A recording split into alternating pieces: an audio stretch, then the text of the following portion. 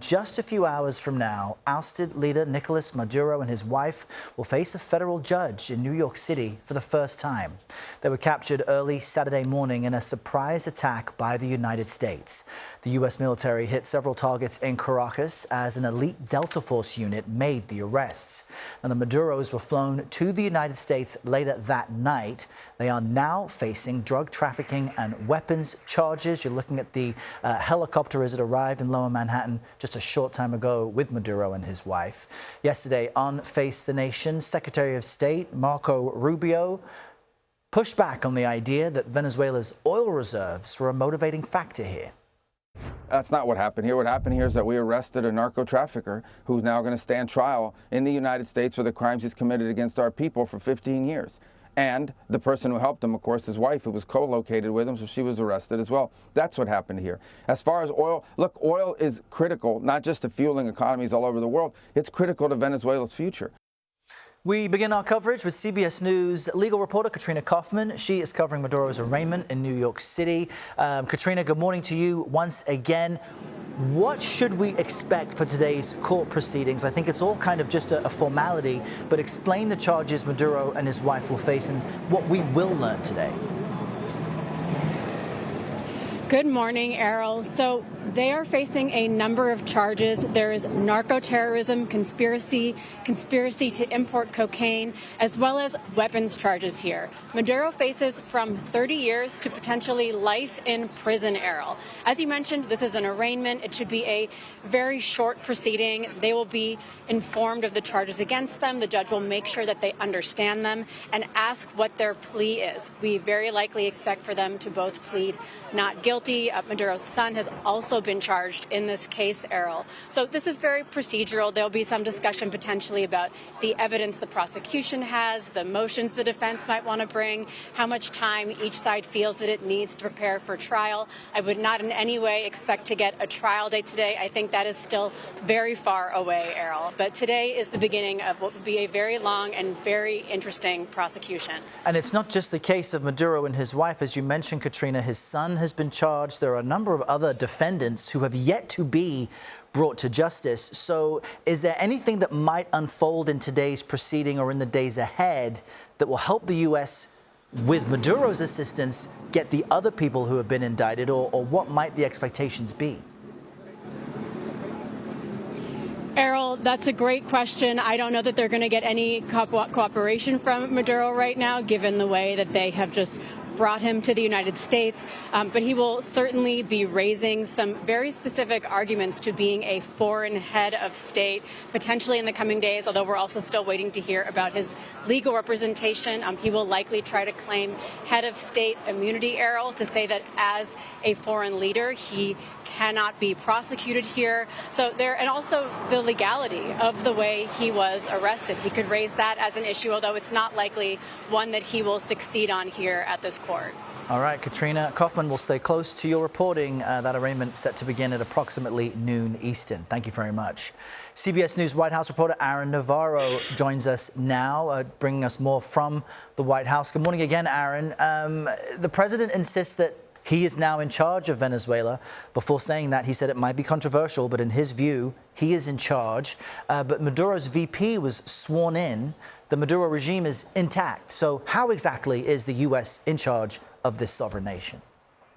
Errol, good morning. The main mechanism that we know about in terms of how the U.S., the Trump administration, is in, quote, control of Venezuela is through their oil. Secretary of State Marco Rubio talked about this on Face the Nation yesterday, an oil quarantine using U.S. naval assets in the region, as well as economic sanctions to control oil coming in and out of Venezuela. And oil is a crucial industry for this country. And the president has also talked about bringing in American oil companies who have been forced out of the country as late as 2007 to come in and revitalize the oil infrastructure there to tap into the reserves that has, in the U.S.'s eyes, not been used efficiently under state control in Venezuela.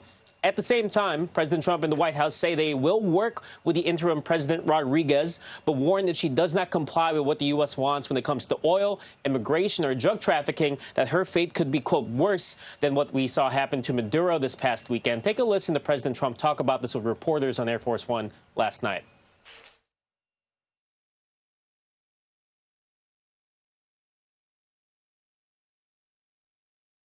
We're dealing with the people. We're dealing with the people that just got sworn in. And don't ask me who's in charge, because I'll give you an answer and it'll be very controversial. What does that mean? It means we're in charge. Now, asked about President Trump saying that the U.S. is in charge of Venezuela, Rubio said on Face Nation that the U.S. would be, quote, running policy in the country, but then says that the president, quote, always retains optionality to occupy the country. And Aaron, how then is the White House justifying not going after others in the Venezuelan government who are also under indictment right now in the U.S.? Yeah, in general, Rubio said yesterday that this period is to test whether the U.S. can work with the current leaders in Venezuela without Maduro at the helm, instead of taking actions for a full-on regime change. And he was asked on Face why they didn't capture others in Maduro's circle. And Rubio essentially said that the operation to capture Maduro was complicated enough on its own, and that capturing others in separate locations would be a bit too dangerous, a bit too risky for the U.S. to do. On Saturday, when the strike, the capture was announced, President Trump was asked by CBS News if he's concerned about those in Maduro's circle that remain in charge in Venezuela. The president responded, quote, "We know who they are, we're on them, and they're acting much differently now." All right, Aaron Navarro at the White House with the latest. Aaron, thank you. As Delcy Rodriguez, who was vice president of Venezuela, assumes control of the country as its acting president, Maduro's son, who's also been charged but not captured, is calling for protests in the streets of the country today. And now bordering nations like Colombia are on alert. CBS News correspondent Lilia Luciano brings us the latest from the Venezuelan-Colombia border. In Caracas, Venezuela's capital, residents rushed to the supermarket and lined up at pharmacies and gas stations, stocking up. There's anxiety and desperation, this woman says, and we don't know what will happen. Venezuela's future hinges on who will run the country and how, following nearly 3 decades of authoritarian rule by Nicolás Maduro and before him by the late Hugo Chavez. In Venezuela, supporters of Maduro's regime made it known. Our president is Nicolás Maduro, this protester says.